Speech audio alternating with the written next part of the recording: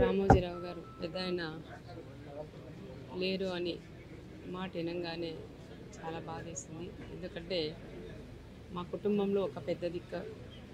ఎప్పుడైనా ఇక్కడికి వచ్చినప్పుడు ఎంతో ఆప్యాయతగా పలకరించే పెద్దాయన ఈరోజు మా కళ్ళ ముందు లేరంటే కూడా చాలా బాధేస్తుంది.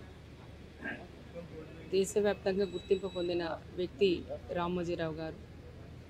ఈరోజు దినపత్రిక ఈనాడు పత్రిక పరిచయం చేసిన నాయకుడు మన రామోజీరావు గారు.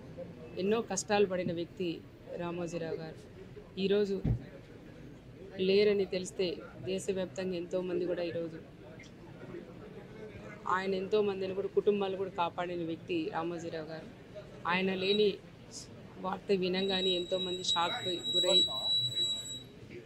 గురయ్యారు. నేనే పొద్దున తెల్లారితో తెలిస్తేనే ఎంతో బాధపడినాం.